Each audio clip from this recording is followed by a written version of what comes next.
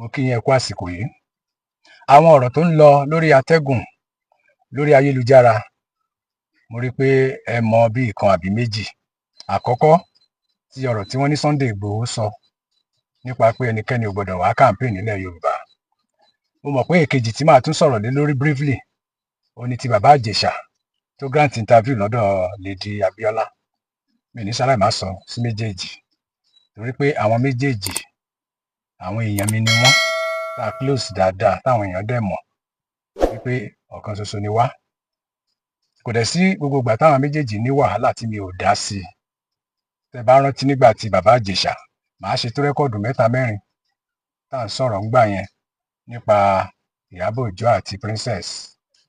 Gbogbo ìgbà tọ́rọ̀ yẹn tí fi parí tó fi délẹ̀ náà, gbogbo ẹ̀ ni mo dúró tí ayé ń gbọ́, tí ayé rí mi lẹ́yìn wọn. Mo dẹ̀ ti try, torí ọ̀rọ̀ Sunday Igboho kì í ṣe ọ̀rọ̀ tó yẹ kí n sọ sórí afẹ́fẹ́. Mo try as a brother to him. Mo pè é dáadáa látijọ́ tí mo ti ń gbọ́rọ̀ yẹn, tí Sowore dá sí i, táwọn oríṣiríṣi àwọn èèyàn ti sọ̀rọ̀ nípa ẹ̀. Mo pè é bí ẹ̀mẹ́rin kò gbé fóònù. Mo dẹ̀ mọ̀ pé ìdí tí ò fi gbé fóònù mi ni pé ó ti mọ̀ pé bàbá ti gbọ́ nípa ọ̀rọ̀ tó ń lọ. Ó dẹ̀ mọ̀ pé ó ṣeé ṣe kọ́rọ̀ tí mo fẹ́ sọ kó jẹ́ òótọ́ tó máa fẹ́ gúnyàn lára. Kò gbé fóònù mi. Mo dẹ̀ try títí tí mo wá rí pé òkè pé wẹ́ẹ́ tí n bá sọ sórí atẹ́gùn, òun náà á lè gbọ́. Á lè gbọ́. Bí ò dẹ̀ gbọ́, àwọn tó bá gbọ́, ó tiẹ̀ gbọ́dọ̀ gbọ́, torí ó máa ń rí mi dáadáa. A jọ ní nọ́mbà ara wa ni. Tí ò bá dẹ̀ gbọ́, àwọn tó bá gbọ́ nínú àwọn boys ẹ̀ tó ń tẹ̀lé, wọ́n á jẹ́ kó rí iṣẹ́ tí mò ń ṣe lọ́wọ́ yìí. Nípa pé ẹnikẹ́ni ò gbọdọ̀ wá campaign, Sunday Igboho ò ní authority, ò lágbára, ò láṣẹ, ò sí nípò apàṣẹ. Irú ọ̀rọ̀ bẹ́ẹ̀ yẹn, an individual kan ló lè sọ. Á jẹ́ pé bóyá INEC ló sọ, àbí àwọn ẹgbẹ́ òṣèlú tó kù ló lè sọrú nǹkan bẹ́ẹ̀ yẹn, tàbí ààrẹ, tí mo dẹ̀ mọ̀ pé àwọn náà ò ní ever ṣe mistake láti sọrú ọ̀rọ̀ yẹn. Kò sí ẹnikẹ́ni lábẹ́ òfin, including the president or speaker of the house, tó máa dédé sọ wípé àwọn ẹgbẹ́ mi tó kù o, àwọn ẹgbẹ́ alátakò wọn ò gbọdọ̀ wá campaign ní ibì kan. Gẹ́gẹ́ bí òfin Nàìjíríà, kò síbikíbi tí mo ti lè campaign àfi tí kì í bá ṣe nípa ọ̀rọ̀ òṣèlú Nàìjíríà. A lè bá ọmọ Ghana, a lè bá ẹni tó wá láti Kútọ̀nù tó fẹ́ wá campaign níbí. Ṣùgbọ́n nílùú yìí, multi-party system là ń lò. Gbogbo ẹgbẹ́ ló ní right láti campaign. Nígbà tí Abiola, nígbà tí Bọ́lá Tinubu, gbogbo wọn lọ ilẹ̀ Haúsá, wọn lọ campaign. Wọ́n lọ ilẹ̀ Ìgbò, wọn lọ campaign. Campaign tó tún ń bọ̀ yìí, kò síbikíbi tí Bọ́lá Tinubu ò ti láṣẹ láti lọ campaign nílẹ̀ Nàìjíríà lénìí. Nígbà tí Bọ́lá Tinubu bá wá lọ ilẹ̀ Ìgbò tó lọ ilẹ̀ Haúsá tó lọ campaign, ẹ̀ wá sọ f'Àtíkù àbóbì pé òun ò gbọdọ̀ wá síbí. Ọ̀rọ̀ àwàdà, ọ̀rọ̀ ẹ̀rín ni. Ibo náà ti ń ṣerú ẹ̀. Ọ̀pọ̀lọpọ̀ èrò làwọn èèyàn máa gbà. Mo dẹ̀ ti rí i pé tí ọmọdé ò bá mẹwẹlẹ́wẹ, tí ò mọ̀wé lówó, èèyàn máa ń já sọ́tùn sósì àpínlé lọ́wọ́ ni. Mo dẹ̀ fẹ́ kí Sunday rántí wípé nígbà tí ọ̀rọ̀ Fúlàní à ń lé wọn ní Bàràpá, à ń lé wọn káàkiri tó ṣẹlẹ̀, he did well. Ṣùgbọ́n nígbà tí àṣejù wọ̀, àwọn èèyàn náà fẹ́ padà lẹ́yìn ẹ̀. Nígbà tó dẹ̀ máa gbé ìgbésẹ̀ kejì, lọ́rọ̀ Yorùbá Nation bẹ̀rẹ̀. Mo dẹ̀ mọ̀ pé Sunday ń gbọ́ nǹkan tí mò ń sọ ẹ̀. Wọ́n invite mi pé bàbá ológun dúdú, a fẹ́ kẹ́ ẹ dá sí ọ̀rọ̀ Yorùbá Nation. Wọ́n dẹ̀ ti ń bá lọ pẹ̀lú ìjà, pẹ̀lú àjàǹdùkú nígbà yẹn. Bàbá Akíntóyè pè mí, Dr. Adéníran pè mí pé wọ́n fẹ́ pé kí n participate. Mo wá sọ fún wọn wípé tá a bá fẹ́ sọ̀rọ̀ Yorùbá Nation, a lè fagídí ṣe é, a lè fi wá jàǹdùkú ṣe é, àfi tẹ́ ẹ bá ṣẹ̀ṣẹ̀ máa bẹ̀rẹ̀ láti bẹ̀rẹ̀ ni mo fi lè dá sí. Ìbẹ̀rẹ̀ tẹ́lẹ̀ tí máa bẹ̀rẹ̀ ni pé irú àwọn National Assembly àti Rep àti Senate o, a gbọ́dọ̀ kọ̀wé sí wọn, kan wà wíwà wípé a fẹ́ gbé àwọn ìgbésẹ̀ kan tó gbọ́dọ̀ interest president. Nígbà tí president ò bá wà interested, táwa la fẹ́ gbé ìgbésẹ̀ láti yapa kúrò nínú Nàìjíríà, tí ilé ìgbìmọ̀ aṣòfin ò ṣèpàdé lórí ẹ̀, ẹ bá dán wò á jìyà sí o. Tẹ́ ẹ bá dẹ̀ rántí tí mo sọ fún bàbá ńgbà yẹn ni pé nígbà tó Ojukwu gbé ìgbésẹ̀, Gowon ló wà lórí oyè o. Gowon tí ó kó àwọn Nàìjíríà sòdí, wọ́n gbógun sí Biafra Republic. Ìyà ni wọ́n jẹ sí o, ọ̀pọ̀ ẹ̀mí ló ṣòfò nígbà yẹn. Ẹni tó dálẹ̀ gan Ojukwu sá lọ ni. Nígbà tó dẹ̀ tún dé àsìkò tí Kánú náà tún gbọ́wọ́ jàǹdùkú, níbo ni Kánú wà lénìí? Kí lọmọ Ìgbò wá ṣe lórí ẹ̀? Alágbára má mèrò, bàbá ọ̀lẹ ni, torí wọ́n máa dì lókùn lọ́wọ́, máa dì lókùn lẹ́sẹ̀. nígbà tí àwọn ìṣẹ̀lẹ̀ méjì yìí ti ṣẹlẹ̀ lórí ipa fẹ́ yapa kúrò Nàìjíríà, èmi rò pé ó yẹ kó jẹ́ àríkọ́gbọ́n fún Sunday Igboho tàbí ẹnikẹ́ni tó bá fẹ́ gbé ìgbésẹ̀ lórí wípé kí Yorùbá yapa. Ẹ láti wò pé àwọn kan ti ṣe rí o, kí ni result, kí ni wọ́n bá bọ̀. So báwa náà bá máa gbé ìgbésẹ̀, àwa fi tiwọn kọ́gbọ́n, àwa gba the other side. Nígbà tá a ti rí pé wrong way làwọn gbà, ìyà ni wọ́n jẹ sí. Àwa ní fẹ́ ṣe Yorùbá nation tiwa náà kó wá jẹ́ pé ẹni tó máa lead àbáwọn àgbààgbà níbẹ̀ wọ́n máa jìyà sí. Even orílẹ̀-èdè tẹ́lẹ̀ fẹ́ jà fún gan ẹ máa jìyà sí. Torí àìmọye ẹ̀dá tó fẹ̀mí ṣòfò tí ò lọ́wọ́ tí ò lẹ́sẹ̀ nínú Biafra Republic tó jẹ́ pé wọ́n pàdánù ọmọ wọn pàdánù òbí wọn. That is the reason why mo fi sọ́ngbà wípé ní ká má jà fún Yorùbá nation. Ó wu èmi gan kí Yorùbá dá dúró, káwúsá dá dúró, kí Biafra Republic wáyé, ṣùgbọ́n ó ní bá a ṣe gbọ́dọ̀ ṣe é. Canada ṣáà yapa ń bì kan, àrí southern kinní kan, àrí eastern kinní kan, gbogbo wọn bá ṣe ń yapa kì í ṣe pẹ̀lú bọ́ǹbù o. Agbára ẹ̀yà kan ò dẹ̀ ká Nàìjíríà ní pé bóyá Ìgbò fẹ́ yapa ó wá fẹ́ defeat Nàìjíríà bí Yorùbá fẹ́ lè defeat o. That was the reason why tí mo fi sọ fún wọn pé Yorùbá nation cannot work in the way they are doing it. And in this case now, tẹ́ tún wá gbé tọrọ olóṣèlú dé, màá rọ Sunday Igboho gẹ́gẹ́ bí brother mi, màá rọ Sunday Igboho àtàwọn boys ẹ̀ wípé kán fi làákàyè sí, kán fọgbọ́n sí, pé kán má wá campaign bí kò lè ṣẹlẹ̀. Kò sẹ́ni tó lágbára ẹ̀ láti stop ẹnìkan láti campaign. Wọ́n lè campaign níwájú ilé ẹ̀ nígbà tó bá ti wọ yàrá ẹ̀. Wọ́n lè máa wọ́ lọ níwájú ilé ẹ̀ láti máa campaign fún ẹgbẹ́ wọn. Nígbà tẹ́ bá ní pé Obi ò gbọdọ̀ wá bí, Àtíkù ò gbọdọ̀ wá bí, ọ̀pọ̀lọpọ̀ wọn ní pátì ń bí náà. Ṣé pátì Bọ́lá Tinubu ló wà lọ́sùn báyìí? Àbí Accord tó bá ní presidential candidate tí kò ní wá bí wá campaign? Àbí tí wọn bá wá bí wá campaign yẹn ni pé kí pátì wọn má wọlé? Àbí mélòó ni yín gan Yorùbá? Ṣé Yorùbá lè dá presidency ṣe? Ṣé ẹ lè dá president yàn pẹ̀lú whatever is your population? Kí ni percentage yín nínú Nàìjíríà? Tó débi pé àbáwá nìkan la fẹ́ dìbò fún Bọ́lá Tinubu. Nígbà tó bá ban other people pé wọ́n gbọ́dọ̀ wá síbi, authority wo ló ní, àṣẹ wo ló ní, ipò wo ló wà, position wo ló wà tó fi ń pàṣẹ? Dẹ́dẹ́ mìíràn o.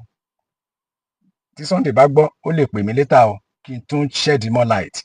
Ṣùgbọ́n gẹ́gẹ́ bí ọ̀rọ̀ tó ń lọ nígboro, ẹ má dán wò, ẹ má dán wò, ẹ má attempt ẹ o, ẹ má attempt ẹ o. Torí tí èèyàn bá fẹsẹ̀ kọ, àwò tí ń bá ṣubú ń kọ́. Ìyẹn lórí ọ̀rọ̀ Sunday Igboho. Ẹ̀yin tẹ́ ẹ bá tún rí tẹ́jọ́ lọ́rọ̀ ẹ̀bí tiwa báyìí, ẹ bá sọ̀rọ̀ kó má fi sọ́kàn. Torí ọ̀pọ̀lọpọ̀ èèyàn á sọ pé bóyá Bọ́lá Tinubu ti fún lówó, Bọ́lá Tinubu ò lè ránṣẹ́ wípé kó lọ máa bá wọn lé ẹni tó bá fẹ́ campaign, torí náà ń lọ ìlú yẹn. Àwọn Ìgbò tẹni kó má wà, Hausa tẹni kó má wà, Bọ́lá Tinubu sì ń kiri ọjà lọ́bẹ̀ o. So kí lágbára tó wá máa sọ pé òun gan ní as president pé kẹ́nìkan má campaign bí kan. Bàdá Sunday, ẹ ní sùúrù o, ẹ ní sùúrù o, ẹ ní sùúrù o. Ọmọ tó ju ẹ̀rí níbi tó lọ ìyẹn máa ń fi ìrírí ayé kọ́gbọ́n nígbà míì. Torí pé a mọ bó ṣe ń lọ, a dẹ̀ ti rí bó ṣe rí. So bí Bọ́lá Tinubu bá tiẹ̀ tó bá gbà ẹ́ wọlé wípé ẹ má lè kiri mọ́, kì í ṣe yẹn ló máa fi san oore fún Bọ́lá Tinubu. Ẹ lọ dúró síbi tí Bọ́lá Tinubu bá ti máa wọlé second time ní kẹ́ ẹ lọ dúró sí. Iṣẹ́ yẹn ni kẹ́ ẹ lọ ṣe. Ẹ má ṣiṣẹ́ pé ẹ fẹ́ da òkúta sí rẹ̀ sẹ́lòmíì. Lórí ọ̀rọ̀ bàbá Ìjẹ̀ṣà, èmi náà gbọ́ interview yẹn lẹ́yìn ìgbà táwọn èèyàn send ẹ̀ sí mi. Wọ́n send ẹ̀ sí mi, mo tún rí. Mo dẹ̀ fẹ́ kí bàbá Ìjẹ̀ṣà mọ nǹkan kan pé pẹ̀lú experience tó ní lọ́hùn, pẹ̀lú ìyà tó jẹ́ lọ́gbà ẹ̀wọ̀n, mo fẹ́ kí bàbá Ìjẹ̀ṣà mọ̀ pé òun ò tí ì gbádùn o. Ara bàbá Ìjẹ̀ṣà ò tí ì yá o, kò tí ì normal o, kò tí ì dé èèyàn o. Inú oṣù tó ti ń bọ̀ kó má gbé ìwà yẹn wá sí ìgboro. Torí pé àwọn nǹkan kan wà, àwa yìí náà ti lọ remand ní ibo mélòó la fẹ́ kà. Ṣùgbọ́n táwa bá dé a máa ń kọ́kọ́ settle down. Orí kọ́kọ́ wálẹ̀ náà ká lè belong sí àwọn aráàlú ká tó máa sọ̀rọ̀. O lè dé wùrùwùrù látẹ̀wọ̀n, o lè dé wùrùwùrù láti remand kó máa grant interview. Nítorí yẹ kó sọ ló máa sọ. Bàbá Ìjẹ̀ṣà sì ní ìdí ọjọ́ díẹ̀ àti ìtọ́jú díẹ̀ kó tó máa dá sọ̀rọ̀ ní society. Torí mo gbọ́ orin tó kọ, òṣì àbọ̀ nǹkan gbà tó dé láti prison. Ó ní obìnrin ló gbé ẹ lọ, obìnrin ló gbé ẹ lọ. You are accepting the greatness nínú ọ̀rọ̀ tó ń sọ, o accept fault yẹ nínú ọ̀rọ̀ tó ń sọ nínú orin yẹn wípé lóòótọ́ ló ṣe nǹkan yẹn. Tó bá jẹ́ yẹn ló bá lọ bí interview, ayé á gbà ẹ́ mọ́ra. Kì í ṣe wípé àwọn èèyàn ò rí fídíò conventional statement yẹ tó ṣe ń gbà yẹn wípé ẹ dáríjì mí, òótọ́ ni mo ṣe, ibi tó ti kìka ọmọ ọba ẹnu wọ́n ṣò gbogbo ẹ̀. Ó dẹ̀ ti jẹ́wọ́ kó tó di pọ̀rọ̀ délé ẹjọ́. Ìgbà tó dà pre-court làwọn lọ́ọ̀yà ṣẹ̀ṣẹ̀ ń kọ́ ẹ ní tó máa sọ tó contradict sí nǹkan tó ti sọ tí wọ́n gan ti sọ nínú fídíò àti nínú statement tó kọ. Wọ́n ṣẹ̀ṣẹ̀ wá ń kọ́ ẹ wípé kò ní pé wọ́n ní wọ́n fẹ́ ṣe sex film, wọ́n fẹ́ ṣe raping film, wọ́n fẹ́ ṣe kinní kan. O sọ bẹ́ẹ̀ ní confessional statement. ó sọ bẹ́ẹ̀ nínú àwọn fídíò tán rìkọ́dù ẹ̀ ní station. Kí ló dé tó ẹ̀ṣẹ̀ wàá adjust yẹn? Because lórí nǹkan tó ṣẹlẹ̀ tí wọ́n ló ṣe tó ló ṣe ò ní wọ́n fi dájọ́ fún ẹ. Ẹ mọ̀ iye adájọ́ tó involve nínú kéèsì yẹn títí kò sẹ́ni kankan tó fẹ́ gba kankan lórí tó bá lọ sẹ́wọ̀n.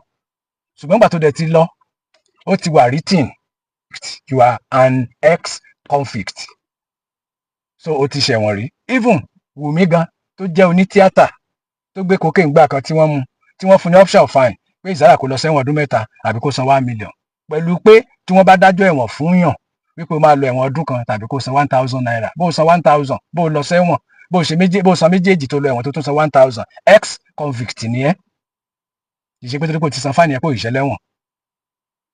In that case, bí Wùmí ṣe wà yẹn, ẹ wá rántí pé lẹ́yìn gbogbo ìṣẹ̀lẹ̀ tó ṣẹlẹ̀ sí nígbà náà, nígbà tí Wùmí kúrò lọ́wọ́ àwọn ọlọ́pàá tó kúrò lọ́wọ́ adájọ́, ó dákẹ́ ni. Wùmí dákẹ́ ni. Mi rò pé grant interview títí dèní. Dídákẹ́ tó dákẹ́ yẹn ó mì kó sober. Ó show remorse. Àwọn ẹgbẹ́ yòókù wọ́n dẹ̀ fà mọ́ra padà. Wọ́n tó jọ ń ṣeré wọn lọ. Irú bí bàbá Ìjẹ̀ṣà ṣe dé yìí, kò nídìí láti grant interview, kò díẹ̀ ní láti kọrin kankan jáde. Ṣé ló yẹ kó dákẹ́ kó máa wò? Tàbí tó bá ní opportunity àti apologize. Ẹ̀yin ọmọ Nàìjíríà, mo ti ṣàṣìṣe. Ìjọba dẹ̀ ti bá mi wí, ẹ̀yin aráàlú, ẹ̀yin ẹ má tún bá mi wí, ẹ fà mí mọ́ra.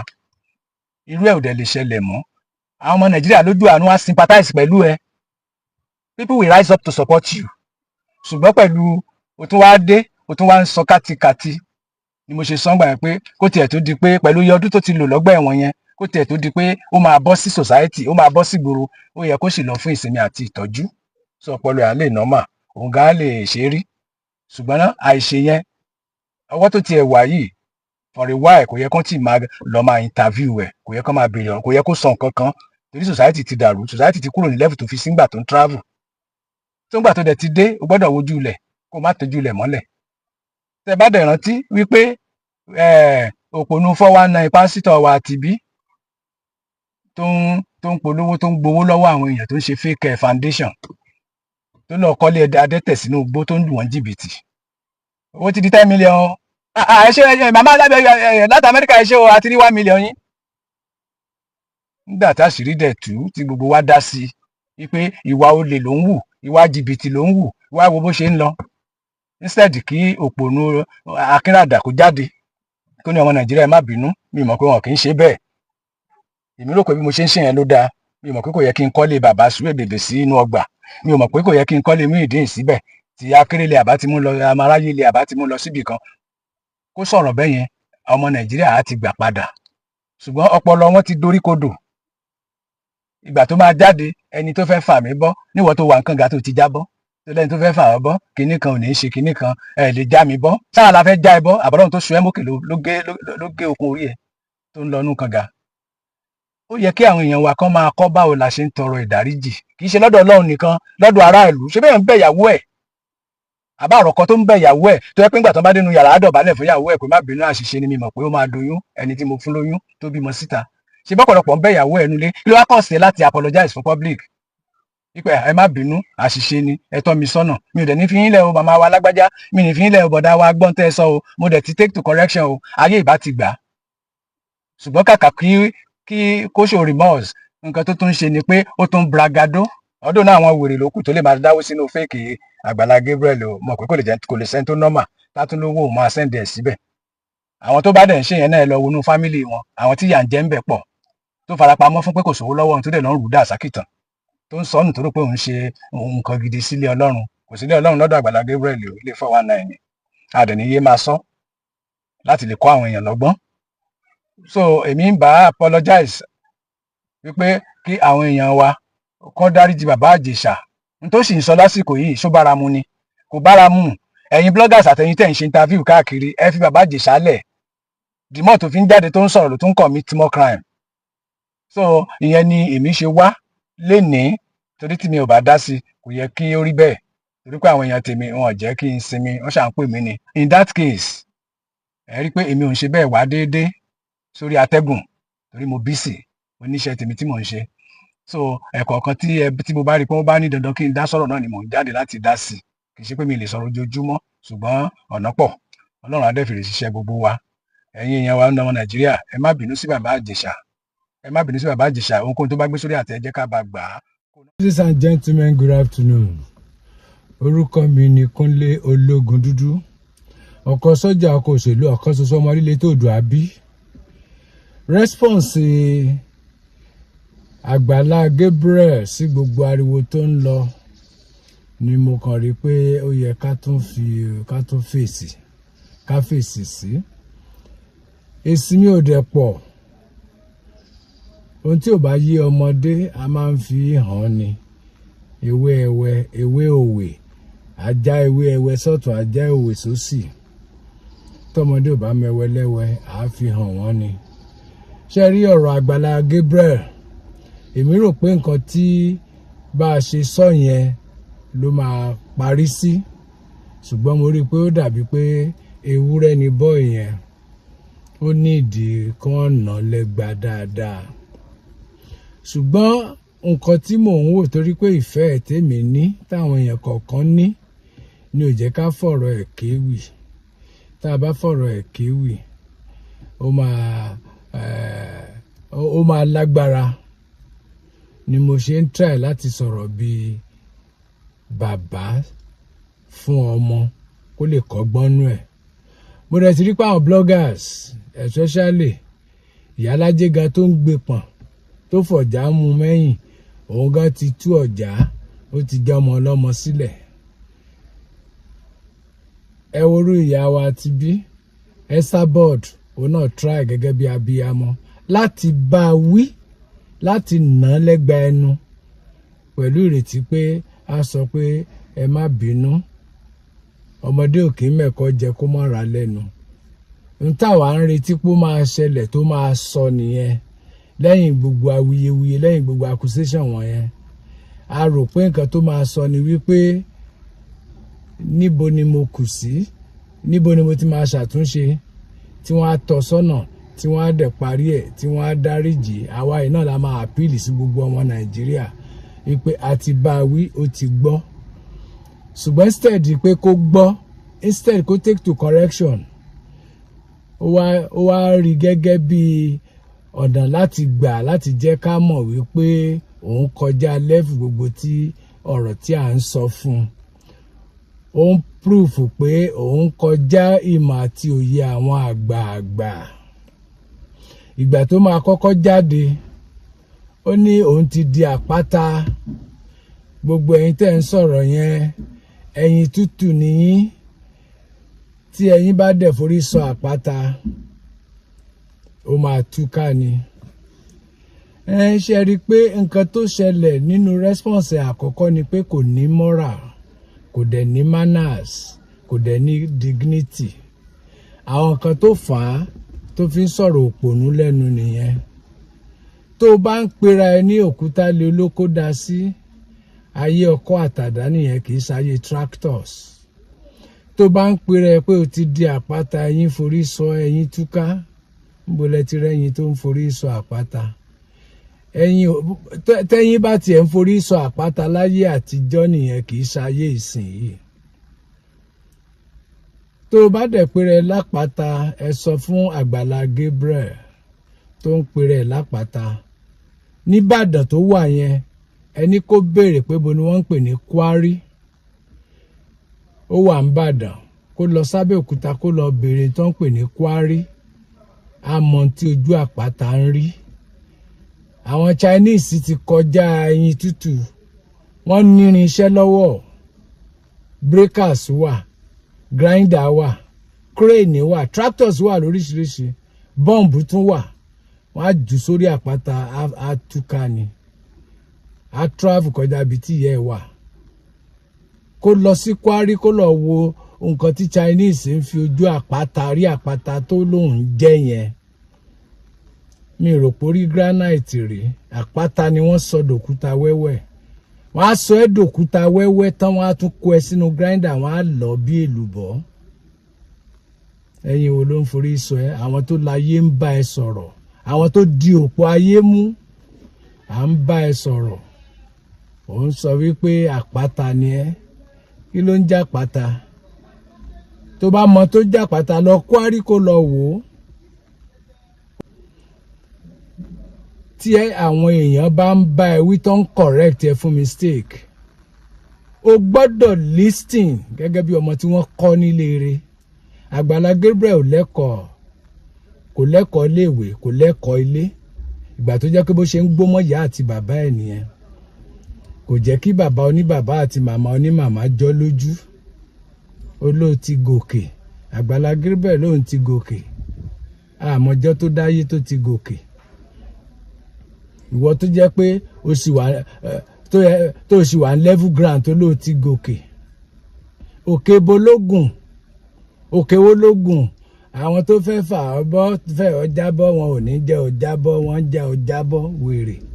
Sórin ló ń kọ yẹn ṣé n ta ni ó ṣe nìyẹn àníkọ́lọ́kùn ṣe tó tòótó ó ní rárá tó ẹ̀ máa lé ní 1000 wọ́n fẹ́ já ọ̀bọ àwọn ló fẹ́ já ọ̀bọ ṣó wà lókè ni Àgbàlá Gabriel ṣó wà lókè ni sókè ló wà ní àbí wèrè lọmọ yìí ni sókè ló wà ní. Àwọn èèyàn ń bá ẹ wípé o ṣe mistake instead kó apologize kó tọrọ àforíjì wípé kó jọ ẹ̀yin náà lẹ́bí mi ẹ̀yin lẹ máa tọ́ mi sọ́nà mi mọ̀ pé wọn kì í ṣe bẹ́ẹ̀ báwo ni ká ṣe ṣe níbo ni kí n ti ṣe correction. Ọ̀rọ̀ tá a rò pé òpònú ẹ̀ máa sọ nìyẹn ó wá ń sọ pé wọ́n fẹ́ já ìrìn jábọ́ ó kó àwọn wèrè amúgbó ẹgbẹ́ ẹ̀ wọ́n ń jójú ẹlẹ́yà tán máa jówó ọjà wọ́n ń ṣẹlẹ́yà àwọn àgbààgbà tó ń fún wọn nímọ̀ràn tí wọ́n ń tọ́ sọ́nà pé n tó ṣe yìí ó wrong instead of apologizing ṣe ló bọ́ síta tó bẹ̀rẹ̀ sí ní tó ń fún àwọn èèyàn lésì tí ò yẹ kí ọmọlúàbí tí wọ́n kọ́ nílé rẹ̀ tá a bí nílé rẹ̀ kó ṣe. Ó ní wọ́n fẹ́ já ọ̀bọ àwọn oló fẹ́ já ẹbọ ń bó ló wà tó ń já ẹbọ wọ́n tó wà nù kànga tó ní wọ́n ń já ẹbọ. Àwọn bàbá Adébóyè àwọn Oyèdépò àwọn Chris Oyakilome àtàwọn olówó àwọn èèyàn ńláńlá tán ti dè èèyàn tán ti àwọn yẹn náà wà lókè àwọn yẹn ló wà lókè. O lo Prado o lo Berkeley o helicopter o ní helicopter o ní jẹ́ẹ̀tì ó wá lọ wà lókè òkè bó ló wà. Ó wá ní wọ́n fẹ́ já ọ̀bọ ìwọ tó wà nù kànga tó ní wọ́n fẹ́ já ẹbọ ńbo ló tí ì dé. Àgbàláwo ló ń control mélòó lèrò ẹ mélòó láwọn ọmọ ọjọ́ ẹ òpònú mélòó láwọn ọmọ ọjọ́ ẹ wèrè mélòó láwọn ọjọ́ ẹ olórí gbígbẹ bí edé mélòó láwọn ọmọ ọjọ́ ẹ ó béèrè nìbàdàn tó wà yẹn àìmọye àgbàlá tó ti parẹ́ máyé lórí pé kó má gbọ́ advice. Béèrè asọ́lọ̀ nìbàdàn èrò tó nílé ní 200,000 at the end of the day where is asọ́lọ̀ lẹ́nìí. Guru Maraji fọ́n kábínà alágbẹ̀dẹ nìbàdàn ní gbogbo Nàìjíríà gbogbo ilẹ̀ Yorùbá ni ó dé Iléṣà ó dé Èkìtì ó dé Oǹdó state at the end of the day ṣé bàbá ò jókòó síbi tó belong sí báyìí.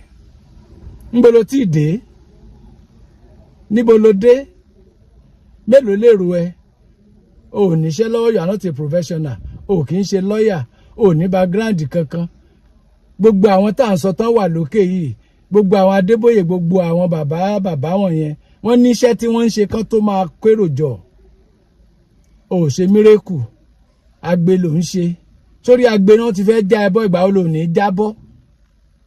Ṣé wọ́n tó ò níṣẹ́ bágbàlá yẹn close lẹ́nu máa padà sílùú tó ń lù káàkiri ojú agbo tẹ́lẹ̀ ni àbí sọ̀wọ́ wa náà bí ẹ sí ìsọ̀wọ́ wa ló dàgbà àwa kọ́ ló ń fìlù lékiri lójú agbo nílé Ifẹ̀ tó máa lu gbọ́ngbọ́n di fún atá fún ẹ ní 500 naira 200 naira.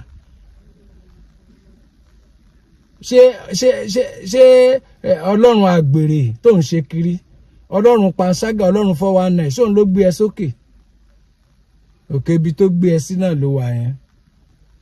Òun ṣàgbèrè òun ṣe panṣágà òun fáwọn èèyàn lóyún ó ní wọ́n fẹ́ kó jábọ́ ṣó ti jábọ́ ni. A fẹ́ try láti amend a fẹ́ gbé ẹ padà sígboro la ṣe pariwo lé ẹ lórí káwọn èèyàn lè foríjì ẹ kó lè continue iṣẹ́ agbe tó ń ṣe àwọn múgùn ẹ kan sì máa sán. Ó wá ń sọ wípé wọ́n fẹ́ já ọ̀bọ àwọn olówó fẹ́ já ọ̀bọ ṣó wà lókè ní Àgbàlá sókè ló wà yẹn ni. Bí orí kì í fẹ̀ wá lẹ́ni tí ò tí gòkè ẹ̀sìn mìíràn tó lẹ́rù ṣẹ̀gì ń pa òun ńbo ló dé. ṣùgbọ́n tá a bá ní ká máa wo ẹ̀ràn ó lọ ṣe rẹ́kọ́ọ̀dù ó ń jójó ẹlẹ́yà ó ń jójó ẹlẹ́sìn ó bẹ̀rẹ̀ sí ní báwọn obìnrin sùn àwọn obìnrin tó jẹ́ pé tí wọ́n ní ìbànújẹ́ ọkàn, àwọn obìnrin pẹ̀lú omijé lójú, àwọn obìnrin tí ọkàn wọn pòrúurù, àwọn tí ìbànújẹ́ gborí ọkàn wọn, ó wá ń lo opportunity ẹkún tí wọ́n ń sun, omijé ojú wọn, òun fìyẹn bá wọn sùn. Àwọn míì wà nù wọn tí wọn bá ní problem, ṣó lè sún mọ́ wọn tí ò bá sí nǹkan tó dé tó fi di pé wọ́n wá bá ẹ. Ọ̀pọ̀lọpọ̀ wọn ṣó lè approach wọn nígboro, òyìnbó lọ gbọ́ àbáwúsá, ó wá ń sùn lé àyà wọn tí omijé ń wà lójú wọn, wọ́n ń bá ẹ sùn, wọ́n ń tẹ̀dí sílẹ̀ fún ẹ. Àgbàlá Gabriel pẹ̀lú ìbànújẹ́ ọkàn, pẹ̀lú wẹ́mi ò ní choice. Ṣé bá ń gbọ́ gbogbo tó ń sọ? Ìmí ìlóyún, ìmí òrówó ṣẹ, o ò fún wọn lówó, o dóbò ọ̀fẹ́, o ò fún wọn lówó, o make a fake promise. Ìṣòro tó gbé déwájú ẹ tó fi opportunity yẹn bá wọn sùn, ìṣòro yẹn sì wà lára wọn dèní. Wá lónìí níṣòro, wá lónìí jábọ́ nígbà tó fi àwọn èèyàn kan sínú ìbànújẹ́. Ṣe medical professional, ó ń ṣe medical professional, kí ló kọ́ aláìsàn sílé fún? O lágbára ẹ̀mí mímọ́, o lè tọ́jú wèrè, o lè tọ́jú aláàárẹ̀, o lè jí òkú dìde, o máa rọ lára dá. Àgbàlá kí ni wá ní tiẹ̀? Àbí gbogbo àwọn tó lágbàlá, gbogbo àwọn tó jẹ́ èèyàn ńláńlá lẹ́nìí nínú mínísírì wọ̀nyí, ṣé àrà àwọn àrà tí wọ́n ti dá kọjá ni? Kó tó di pé wọ́n ń sọ pé àwọn èèyàn ń sọ wípé alàgbà dé. Bible school wo ló lọ? Ta ń tíṣà ẹ? O lè wàásù kókó ti Bible. Sẹ́ráfù Kérúbù ni bàbá àyẹ́ àbí ìyá bàbá ẹ̀ dẹ̀ ni. Ibẹ̀ ló ti steal àkúbà ló ń lù ní chọ́ọ̀chì. So wá lọ establish rẹ̀. So ti wá dókè nìyẹn. Torí pé ó ń ráwọn èèyàn kan gbá. O mọ̀ pé opportunity ẹ̀kan ló máa ń wà. Tí èèyàn bá dẹ̀ ti lè lose ẹ̀ báyìí, ó lè má rí mọ́. Gbogbo ìgbà tó ń gbá àwọn èèyàn nílùú òyìnbó opportunity ni. Ṣé o ti misuse ẹ̀ báyìí? Ẹni tó bá máa fún ẹ ní nǹkan lénìí, ó máa fún ẹ ní kọ̀rọ̀ ni tí ò ní jẹ́ káyé gbọ́ torí wọ́n á bù. And ọ̀pọ̀lọpọ̀ wọn náà ti wá rárìísà ẹ báyìí. Àwọn kan náà tún gbẹ́ nìkan jáde tán ní babaláwo ẹ. Babaláwo tó ń ṣe oògùn fún ẹ tí ò jẹ́ ká rọrìn. Babaláwo tó ń ṣe oògùn fún ẹ tó lè lajú afọ́jú. Kí wá ní ẹ kí ló gba babaláwo fún? Ẹ ń ṣe convoy káàkiri. Ó lọ make course visit káàkiri sáwọn èèyàn ńláńlá. So àwa di pé o máa ré sínú kànga. Tó bá dẹ̀ ti ré sí kànga, ẹlòmíì àtún dìde, ọ̀rọ̀ iṣẹ́ ìránṣẹ́ ò lè tó yẹn. Tó bá fi rán ẹ tó ò bá ṣe mọ́, wọ́n á tún gbé fẹ́ lòmíì. Ṣé báwọn kan ni wọ́n ti kú sí díẹ̀ kí wọ́n tó dé? Nǹkan tá a máa sọ fún ẹ, a sì ń bẹ ẹ sọ. Ṣùgbọ́n tó bá show remorse, tó jẹ́ káyé mọ̀ pé o regret gbogbo àwọn ẹni ẹlẹ́ni tó pa lẹ́kún, tó lọ gba àwọn ọmọ lóríṣiríṣi tó ti kó jáde, tẹ́ ti bí pamọ́, tẹ́ bí sí kọ̀rọ̀, o lè máa fi gbogbo èèyàn ta yín o. Ọ̀rọ̀ anybody lè má jọ ẹ́ lójú o. Má fọwọ́ pa idà mi o. Má fọwọ́ pa idà mi o. Mọ̀ mí dáadáa kó asteric orúkọ mi náà, orúkọ tó kọ fún ẹ. Mo máa ń báyàn jà ni, máa bájà tí ò ní jà mọ́. Àwọn tó ti pa lẹ́kún, lọ ṣe corrections lọ́dọ̀ wọn. Lọ ṣe corrections lọ́dọ̀ wọn o. Lọ ṣe corrections lọ́dọ̀ wọn. Eléyìí tó bá máa mú wọlé, eléyìí tó dẹ̀ jẹ́ pé ta ló ń lọ, eléyìí tó ń bá rìn àjò ẹ̀ lọ ṣe ẹ̀tọ́ fún wọn, lọ ṣe tó yẹ kó ṣe fún wọn o. Torí orí ìbejì á jà o. Orí ìbejì á jà. Orí ìbejì á jà o. Orí ìbejì á jà. Kó o ṣọ́ra gidigidi. Gbogbo eléyìí tán sì ń bá ẹ ṣe, tó ń bá ẹ sọ, tó fẹ́ gbọ́ tó fẹ́ gbà. Má jẹ́ káwọn àgbààgbà bínú sí ẹ o. Torí kò sẹ́mi Ọlọ́run lára ẹ. ò lẹ́mìí mímọ́, ò kárọ sílé, ò káfọ́jú sílé, ò wá ń fi wọ́n gba owó. Ọmọ tó wà lórí àìsàn, mọ̀rẹ́ni kejì tó wà lórí àìsàn, ẹ̀dẹ̀ owó tẹ tún gbà wọlé torí pé wọ́n gbà. Tó bá já àkáǹtì ẹ ni wọ́n gba owó kejì sí ńkọ́. Tó bá já àkáǹtì ẹ, so it means pé owó àwọn Suebebe sì wà lọ́wọ́ ẹ. It means pé owó kí lorúkọ Muyideen wà lọ́wọ́ ẹ. Ìyá àbèjì ọmọ aráyé le ló ń ké kiri yìí o, ló ń bẹ̀bẹ̀ fàánú, ó gbé tira. Kí ni ìyàtọ̀ tó wà nú ayé ẹ̀? Só ti ń rìn, só ti ń sáré. Ilé tẹ̀tún lẹ kọ́ fún ìyá àbèjì ọmọ aráyé le, ilé yẹn ò lójútùú báyìí. Ó kọ́lé sínú igbó bí adẹ́tẹ̀, ó dẹ̀ tún sì ń sapá kaka. Àwọn èèyàn àwọn bloggers wọ́n ń bá ẹ sọ̀rọ̀ bó tiẹ̀ jẹ́ pé ìbínú ni wọ́n fi ń sọ. Oníkálukú ló ní way tó fi lè bá àwọn èèyàn wí, oníkálukú ló ní style tó fi lè kì àwọn èèyàn nílọ̀. Bóníkálukú ṣe mọ̀ ọ́ sọ ló ṣe ń sọ. Ṣùgbọ́n ìṣe ló yẹ kí wọ́n jáde tó bá jẹ́ pọ̀ ọmọ tán tó wá láti ilé rẹ̀ tán kọ́. Ṣe ló yẹ kó jáde kó appeal sáwọn èèyàn kó dẹ̀ ṣe adjustment káwọn èèyàn tún ṣùgbà ẹ kó tún máa ṣe 419 yẹn lọ. Ara ń tà ń sọ nìyẹn o. Ń tà ń sọ nípa Ọ̀yọ́ nìyẹn, agbénikọlù ni o. Agbénikọlù ni aláǹgbá orí èṣù, ń tà ń sọ nìyẹn o. Bàbá wọn Aláàfin Ọ̀yọ́, bóyá lè mọ̀ pé Ọ̀yọ́ lòun náà, bàbá wọn Aláàfin Ọ̀yọ́ ìgbéraga ló jẹ́ káyé pátì bẹ́yẹn o. Ọ̀yọ́ Mọdákẹ́kẹ́ lòun o. Gbogbo ara ìwà ìgbéraga, ìwà ọ̀dàlẹ̀, ìwà èké, ìwà màgòmágó, ìwà pé màá gbá ẹ lójú, màá solóore dẹni ibi, àwọn afibi solóore. Ara ìwà yẹn rèé o. Ìwà Ọ̀yọ́ lẹ rí yẹn o. Ṣùgbọ́n síbẹ̀síbẹ̀ mi ní fẹ́ kó jẹ́ kí n rántí ọ̀rọ̀ àná o. Mi ò fẹ́ kó má tì mí débi tí màá ti sọ̀rọ̀ tí màá ti rán ẹ sí ilé. Torí pé bí bàbá àtìyá bó bá ṣe rí, ìta la ti máa mọ̀ lára ọmọ ni. Mi ò fẹ́ rìn jìnnà lórí ọ̀rọ̀ ẹ. Ṣùgbọ́n nígbà tí a bá gbọ́ response ẹlẹ́lẹ́kẹta, wàá mọ̀ pé o ò tí ì gòkè. Òkè tó ń pariwo yẹn tó bá dẹ́kìtì wàá rí tí gọ́fìnà Fáyẹmí wàá rí tí Fáyẹmí tó fi àwọn òkè ńláńlá ṣe, àrà tó fi àwọn òkè ńláńlá dá láàrin Adó sí Ìyìn, ó sọ di pẹ̀tẹ́lẹ̀, wọ́n rin orí ẹ̀ kọjá ni. Tó o bá tí ì gbọ́, tó bá sì ń sọ̀rọ̀ pé òkè ní àpáta ni ẹ, lọ Kwari kó lọ wo tán fún baba ńlá baba yín tó jẹ́ àpáta ayé àtijọ́ tó ti wà káyé tó wà, lọ wo tí wọ́n lọ́wọ́ ara táwọn ayé ń fi àpáta dá lọ́wọ́ ní Kwari. Wọ́n á fọ́ ẹ sí wẹ́wẹ́ tán, wọ́n á kó ẹ sínú grinder, wọ́n á lọ, wọ́n á gbọ̀n lérúkú sórí ilẹ̀, wọ́n á dọ̀dàlẹ̀.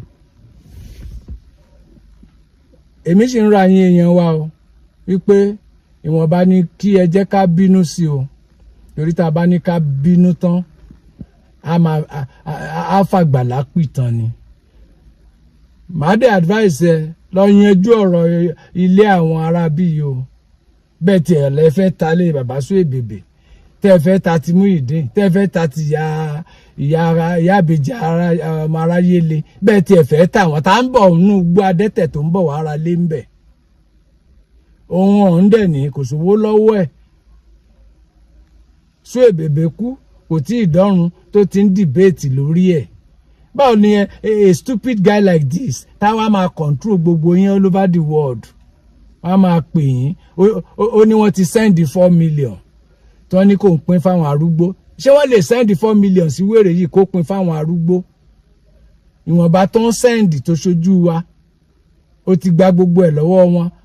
Ó wá ń boast pé àwọn kan ti dá 4 million. Àwọn wèrè wo ló ń dá 4 million fún ẹ? Ṣé o lè kó 4 million yẹn? Ṣé o lè pín ní chọ́ọ̀chì kí gbogbo wọn máa sunkún kiri báyìí? Ṣé o lè pín 4 million ní chọ́ọ̀chì kí gbogbo àṣírí ẹ̀ tú tẹ́lẹ̀? O rí inú gbogbo owó tán ń pín fún ẹ kó fáwọn tó lọ dó lóòótẹ́. Àwọn ọmọ ọlọ́mọ tán wà nù ìbànújẹ́ tí ì ṣe pé wọ́n dẹ̀ ń gbàdúrà kí ìbànújẹ́ wọnú ayé ẹ̀. Wọ́n wá fún àánú lọ́dọ̀ ẹ pẹ̀lú omijé lójú, ó dẹ̀ ń fọ opportunity yẹn bá wọn sọ, òun fọ opportunity ìdààmú ọkàn wọn ọkàn wọn tó pòrúurù òun fi opportunity yẹn bá wọn sùn. Àwọn tó lè kọnu sí tí wọ́n bá wà nípò tó yẹ kán wà gbogbo wọn wá dájá wọn de wúrẹ́ fún ọ ọwá ń gùn wọn gàràgàrà bí ẹṣin. Àgbàlá lọ ṣọ́ra ẹ o, lọ ṣe correction níbi tó bá ti necessary o, torí tó o bá tún lọ gbé ẹnìkan jáde tó ń tọrọ owó fún ìgbà ẹnu ṣẹ̀ máa rí ìbínú àwọn èèyàn.